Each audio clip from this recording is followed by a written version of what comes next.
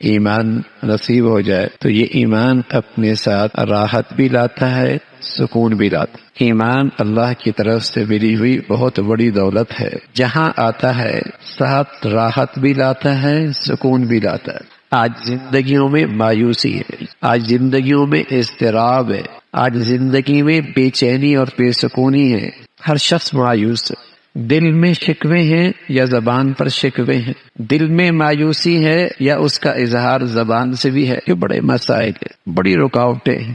صحت کا بڑا مسئلہ ہے، بچیوں کی شادی نہیں ہو رہی، اولاد نہیں ہے، گھروں میں خوشی نہیں ہے، معاشی حالات اچھے نہیں ہیں، رکاوٹیں بہت ہیں، پریشانیاں بہت آ گئی۔ یہ سارے احوال ہر ایک کو مایوس کیے بیٹھے، اور جب آدمی مایوس ہونے لگتا ہے تو اس کی صلاحیتیں بھی ضائع ہو جاتی ہیں، باصلاحیت آدمی بھی زیرو ہو جاتا ہے۔ مایوس جو ہر آئے دن اس کی صلاحیتیں کمزور ہوتی چلی جاتی ہیں۔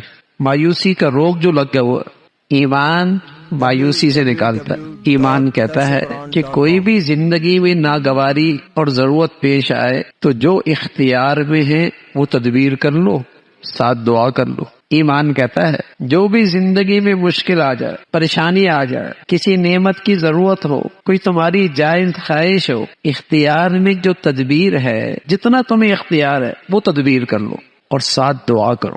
اور اگر تدبیر بھی وہاں نہیں چلتی، اختیاری نہیں ہے، تو صرف دعا کرو۔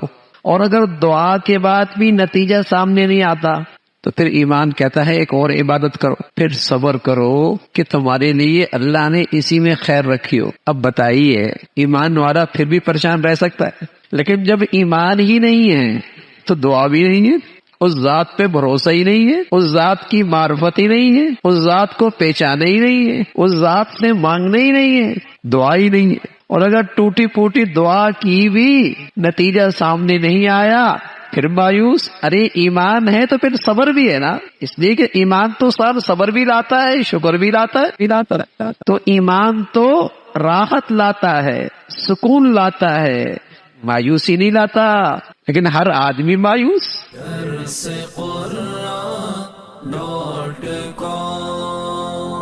www.darsequran.com